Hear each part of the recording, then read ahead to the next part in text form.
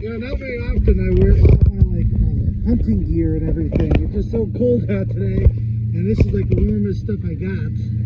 I do have a full body snowsuit, but I only wear that like if I want to go out on quads or snowmobiles or something like that. I'm going to be out all day. But this at least is more flexible. A little uncomfortable like around the neck area, but it's not too bad.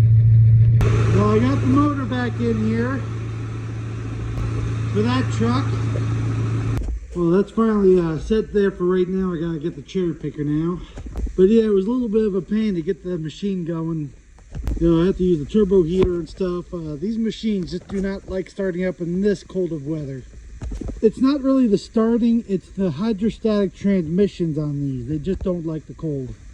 Well, the first thing I want to do is probably just get this all closed up now since I got the motor back.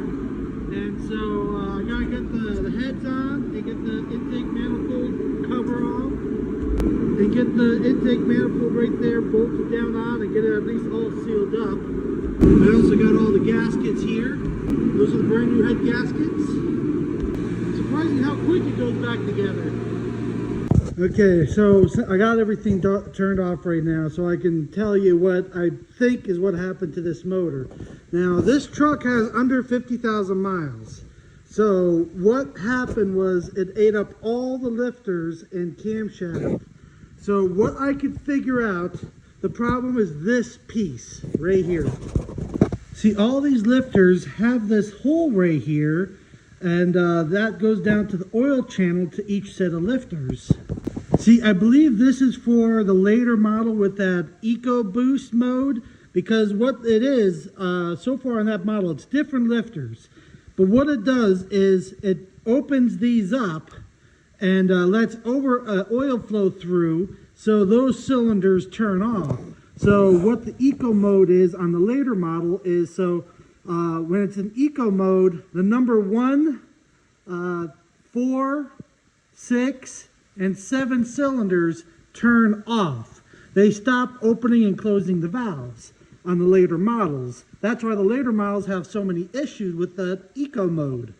So what I have figured, this plate that they put on here, if these factory O-rings are the wrong size or made wrong, or if this whole piece is not bolted down tight enough onto here, oil pressure will leak around these, which will run these cylinders dry on oil. Not the cylinders, the lifters will run dry on oil because these are leaking. So far, that's the problem I have figured out on it. I had this whole motor completely apart. I checked all the oil channels and everything. So that's the only thing that can explain why this motor was eating up lifters. So when I replace these O-rings again, I'm going to make sure I use some ultra black, like Permatex, well, the ultra gray stuff. I'm going to make sure I put a hefty amount of that on here. I'm going to make sure I torque these down a little bit extra than factory specs. And I think the problem was the thickness of this metal here on this seal. You know, the main outer seal here, because that would prevent it from not sitting quite as far down as the original gasket would be from the factory. So basically, from the factory, either the original O-rings got contracted of age. You know how some gaskets will shrink over time, and started causing those to leak, and they started failing.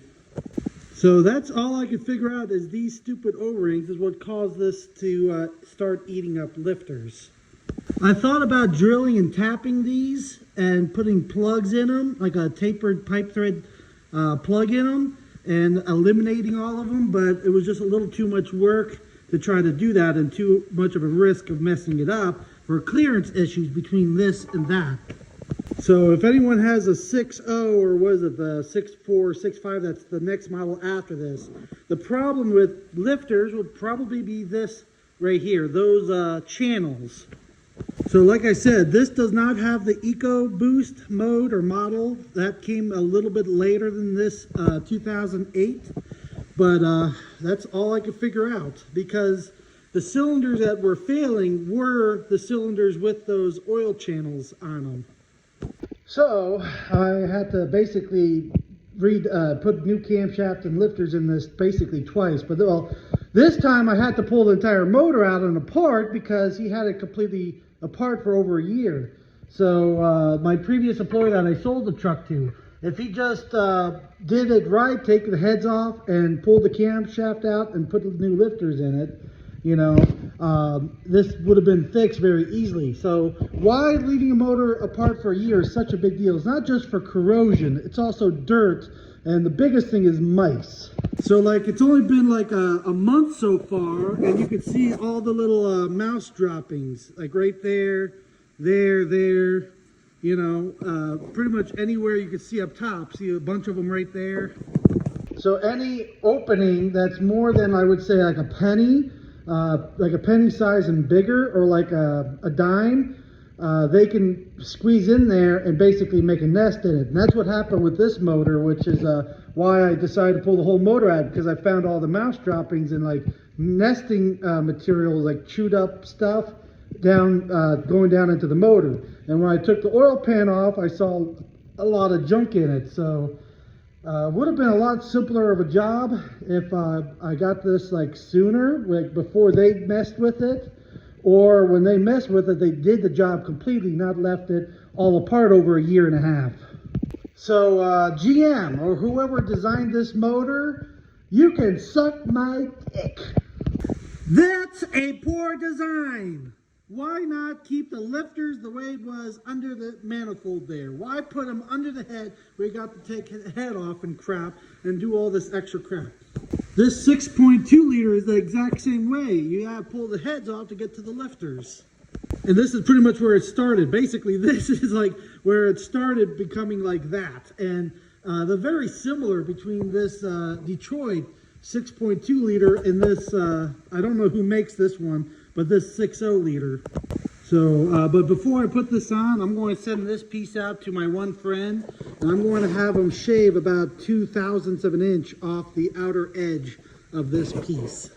Actually, I might have him shave like 4 or 5 thousandths, like 5/1000ths of an inch off the edge of this. That way, it sits down more. Well, I got pretty much all of it closed up, so now I don't have to really worry about mice getting down in it. Everything that's open I could blow out with an air gun.